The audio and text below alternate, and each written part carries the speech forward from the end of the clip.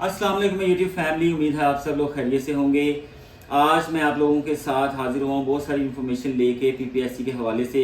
बहुत सारे कैंडिडेट्स इस बात में तशवीश का शिकार हैं कि पीपीएससी आखिर क्यों इतने जो रिजल्ट्स पेंडिंग है और काफ़ी देर से पेंडिंग है वो अनाउंस नहीं कर रहा। तो ये सारी इन्फॉर्मेशन आप लोगों के साथ शेयर करूँगा और ये भी शेयर करूँगा कि कौन कौन सी सीट्स जो है वो अपकमिंग है और इन फ्यूचर सीट्स आने वाली हैं और आपको किन किन सीट्स पर अप्लाई करना चाहिए। तो ये सारी इन्फॉर्मेशन शेयर होगी, मेरे साथ रहिएगा और चैनल को काइंडली लाइक शेयर और सब्सक्राइब जरूर कीजिएगा ताकि मैं आप लोगों के लिए मज़ीद वीडियोस बनाता रहूं और इन्फॉर्मेशन आप लोगों के साथ शेयर करता रहूं। तो चलिए स्टार्ट करते हैं। सबसे पहले बात करते हैं पीएमएस मिनिस्ट्रियल कोटा के हवाले से। पीएमएस मिनिस्ट्रियल कोटा की 21 सीट्स अनाउंस हुई थी 2024 में और 2025 में अप्रैल में इसका पेपर कंडक्ट हुआ था। ऑलमोस्ट 15,000 लोगों ने इस पर अप्लाई किया और तकरीबन 9 से 10,000 लोगों ने ये पेपर एक्चुअली जाके दिया पीपीएससी में।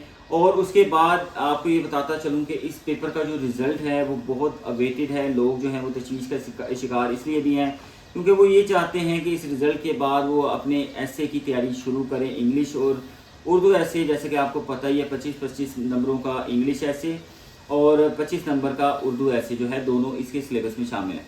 तो बहुत सारे कैंडिडेट जो हैं इस हवाले से भी तशवीश का शिकार हैं कि क्या उनको मज़ीद प्रेपरेशन करनी चाहिए या आया कि यहाँ पे वो अपनी प्रेपरेशन जो है वो स्टॉप कर दे। उनका सफ़र पीएमएस मिनिस्ट्रियल कोटा में यहीं तक था।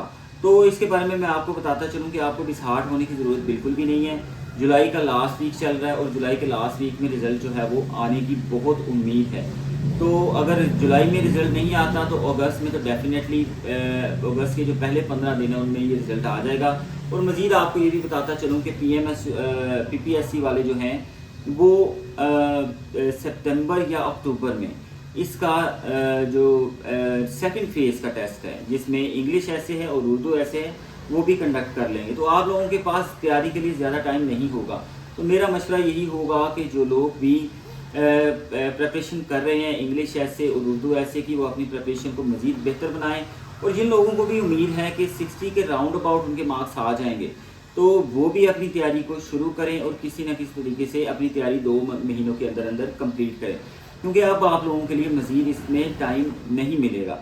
ठीक है, तो इसके बाद आप लोगों के साथ मज़ीद इन्फॉर्मेशन शेयर करता हूँ असिस्टेंट डायरेक्टर पैसी का रिज़ल्ट। असिस्टेंट डायरेक्टर पैसी का रिज़ल्ट जो है वो भी रिसेंटली इसका पेपर कंडक्ट किया गया। तो ये रिज़ल्ट भी जो है नेक्स्ट मंथ आ जाएगा।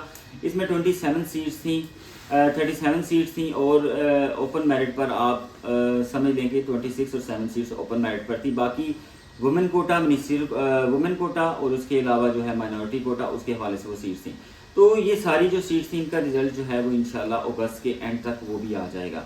और मज़ीद आपसे अगर बात करूँ तहसीलदार का सेकंड फेज़ कब कंडक्ट किया जाएगा तो पीपीएससी ने रिसेंटली एक नोटिफिकेशन दिया जिस पर मेरी एक वीडियो भी मौजूद है। अभी मैंने कल के दिन में ही उसको अपलोड किया था। तो उसमें भी मैंने यही बताया कि तहसीलदार का जो सेकंड फेज़ है ये बहुत टफ होने वाला है। इसमें आपसे पहले लॉ का पेपर कंडक्ट किया जाएगा और कंडक्ट दूसरे पेपर भी किए जाएंगे, यानी कि इंग्लिश ऐसे का पेपर भी कंडक्ट किया जाएगा और उर्दू ऐसे एंड कंपोजिशन का पेपर भी लिया जाएगा। लेकिन रिजल्ट जो शो किया जाएगा वो उस बेस पे किया जाएगा कि जो भी कैंडिडेट लॉ के पेपर में पास होंगे, यानी जिन्होंने पंजाब लैंड रेवेन्यू एक्ट 1967 और टेनेंसी एक्ट 1884 और उसके बाद बोर्ड ऑफ रेवेन्यू के जो फंक्शंस हैं ये सारी चीज़ें उस टेस्ट में अगर जो लोग क्लियर हो जाएंगे 50 मार्क्स ले लेंगे तो वही लोग जो हैं वो अगली फेज़ के लिए क्वालिफाई कर सकेंगे और उनका रिज़ल्ट आएगा। बाकी लोग जो हैं वो उनका रिज़ल्ट भी शो नहीं करेगा पीपीएससी, क्योंकि पीपीएससी इस मामले में इस चीज़ से जान छुड़ाना चाहता है कि ये जो लोग मतलब पेपर अटैम्प्ट किए जा रहे होते हैं, जैसे एसए का पेपर है उसमें पीपीएससी को टाइम लगता है इसको चेक करवाने। तो पीपीएससी सिर्फ उन लोगों के पेपर चेक करवाएगा जो कि लॉ का पोर्शन क्लियर करेंगे वो फिर अगले फेज़ में। और तहसीलदार का सेकंड फेज़ भी यहाँ पे मैं बताता चलूँ कि इसका सेकंड फेज़ जो है अगस्त के सेकंड वीक में सेकंड जो संडे होगा अगस्त का उसमें इसका जो है पेपर हो जाएगा, यानी कि अगस्त के फर्स्ट वीकेंड तक इसकी डेट शीट आ जाएगी और उसके बाद आपको आपके एग्जामिनेशन सेंटर्स का और सारी इन्फॉर्मेशन आपको मिल जाएगी। तो अगस्त का महीना इस हवाले से बहुत इंपॉर्टेंट है। बहुत सारी एक्टिविटीज़ हैं पीपीएससी के हवाले से और आप लोग जो तैयारी कर रहे हो, जो कैंडिडेट सीरियस हैं अपनी जॉब लेने के लिए, वो भी काइंडली मज़ीद अपनी मेहनत को जो है वो डबल कर दें, मेहनत और ज़्यादा करें ताकि आप लोग कोई ना कोई सीट जो है वो एक्वायर कर लें। बहुत गोल्डन अपॉर्चुनिटीज़ आगे मज़ीद आने वाली हैं। जैसा कि आप लोगों से मैंने कहा था कि मज़ीद जो है वो ऐड आने वाला, तो पैरा में 16 ग्रेड्स की जो सीट्स हैं वो भी आने वाली हैं। उसके लिए क्वालिफ़िकेशन MA होगा और एज लिमिट जो है वो 35 ईयर्स होगी। तो पैरा जो Punjab enforcement and regulatory authority है वो भी बहुत एक अच्छी अपॉर्चुनिटी है आप लोगों के लिए। इसमें सीट्स भी लातादाद होंगी। अच्छा, एक सीट रह गई, उसका मैंने शुरू में मेंशन भी नहीं किया था, चले मैं आपको बताता चलूँ कि असिस्टेंट सुपरिटेंडेंट जेल की सीटें आई हुई थी, ऑलमोस्ट 100 सीट थी। उसका जो पेपर है वो भी अनकरीब जो है वो भी हो जाएगा। ये क्लब केसेस में पेपर होंगे, इस वजह से आप लोगों को लग रहा होगा कि बहुत जल्दी जल्दी पेपर होने जा रहे हैं, लेकिन ये सारे पेपर जो हैं जनरल नॉलेज के ये क्लब केसेस में हैं। तो आप कोशिश करें कि इसकी तैयारी करें। असिस्टेंट सुपरिटेंडेंट जेल का पेपर भी अगस्त के एंड में हो जाएगा। ये डिफरेंट क्लब केसेस हैं। PPSC के पास काफ़ी सारे पेपर जो है वो जमा हो चुके हैं और अब वो अगस्त में इसको वाइंड अप करेगा ताकि सितंबर में, अक्टूबर में, नवंबर में नई सीटों पर जो है वो काम किया जा सके, नए जो ऐड आएंगे उन पर काम किया जाए। तो ये थी मेरी आज तक की इन्फॉर्मेशन जो मैंने आप लोगों के साथ शेयर की।